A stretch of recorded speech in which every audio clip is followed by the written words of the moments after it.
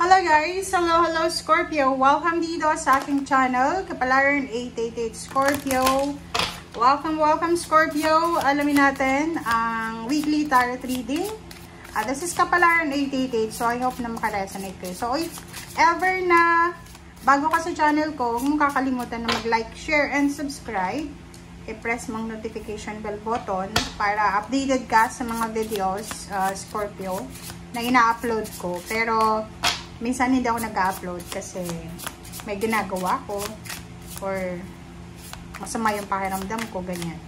Okay, so Scorpio, this is your first two cards. Guidance and intuition. Okay, Scorpio,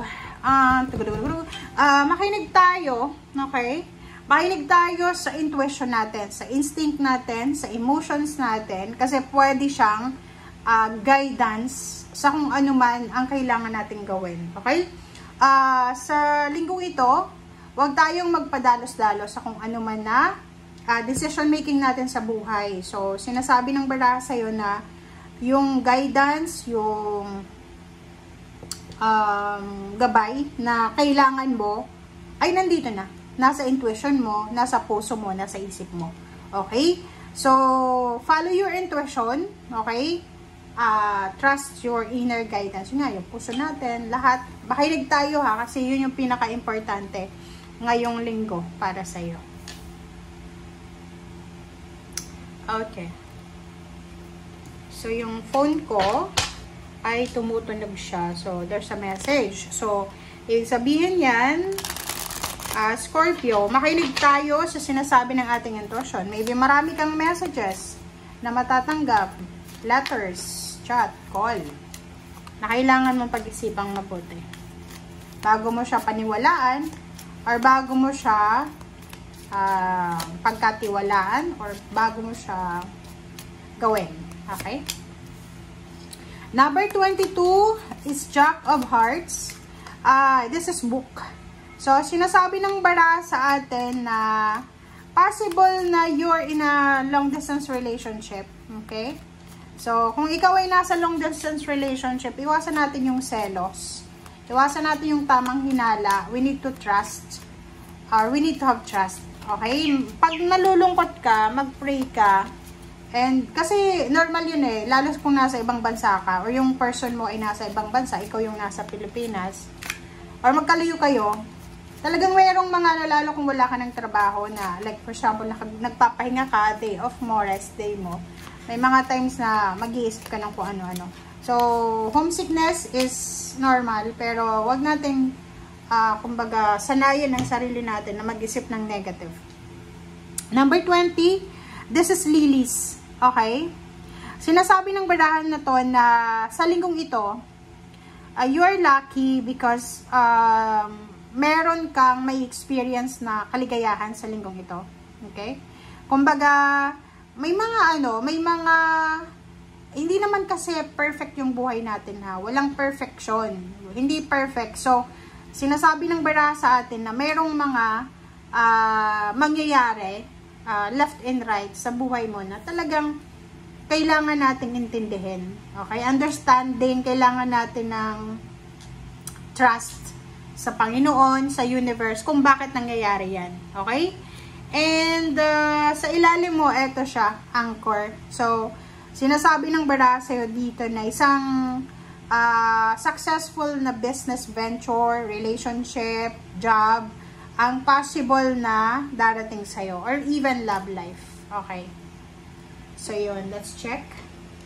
Para to sa mga tawag dyan, Scorpio guys. Scorpio. Alright. Wow. This is your dream. OMG. Kung makikita mo dito, parang similar, lahat sila nakatalikod, di ba? This is World, Temperance, and Lover. So, if ever lang Scorpio na yun, nasa long distance relationship, kailangan mo ng pasensya sa linggong ito. You need to be patient. Kasi mayroon kang mga hinihintay eh. It's either naghihintay ka ng outcome, ng result. So, dito sinasabi na we need to be patient. Maging mapasensya tayo sa ating karelasyon, sa ating pamilya. Kung may hinihintay tayong development, we need to be patient also. Okay? Pera. Oh. Parang nakikita ko, sir, dito, you're waiting for money, lump sum of money, or maybe you're waiting for a payments or payouts or bonuses. Or pwedeng naghihintay ka kung kailan ka makakapag-ipon. Parang ganon. You need to be patient, sa. Okay. Queen of Cups, patient. Okay, so kontrolin mo yung emotion mo as a water sign, Pisces, Scorpio, and Cancer. Yung mga water sign masyadong emotional and sensitive, lalo na sa relationship, sa pamilya, ganyan, ganito. So, sa'yo, sinasabi ng barahan na sa linggong ito, you need to be specific sa kung ano, para wala nang gulo. Parang gano'n, kung ano yung importante sa ngayon, yun yung gagawin mo. Wheel of Fortune, sinasabi ng baraha na, ihanda mo yung sarili mo, the World card and Wheel of Fortune, pareho lang sila. Isang achievements na posibleng darating sa'yo. If you need help, may mga tao na willing kang tulungan. If you need, or if someone naman na kailangan ng tulong, may mga tao na lalapit sa buhay mo, sa'yo, sa iyo, para humingi ng tulong. Okay? Okay. So, sinasabi ng barahan na you're waiting for lump sum of money. You're waiting for the fulfillment of your wishes. You're waiting for someone, or there's someone here na naghihintay ng tulong galing sa'yo. Marami kang pinagpe-pray about sa changes, transformation.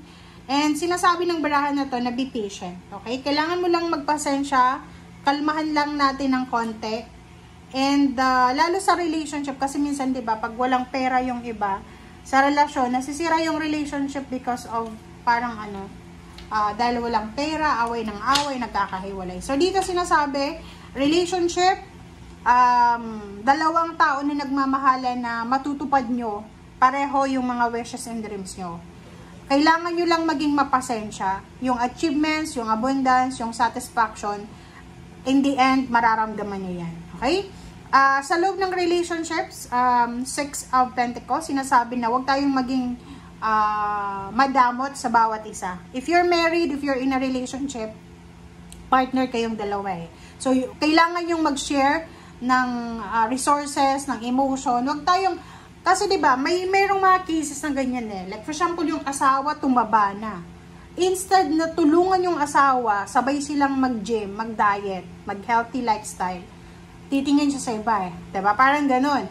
Sa'yo, sinasabi ng bara sa'yo na if ever meron kayong mga differences, pagkakaiba-iba ng ugali or kung pa man, kailangan yung ayusan yung dalawa. Huwag kayong hihingi ng point of view sa ibang tao. Kasi masisira yung relationship na binuo yung dalawa. Kasi yung relationship yung dalawa, kayo yung bumuo niyan eh. Kayo yung plano niyan.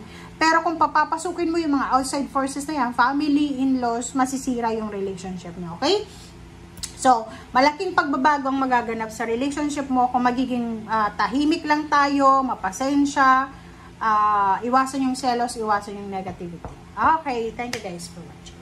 Bye!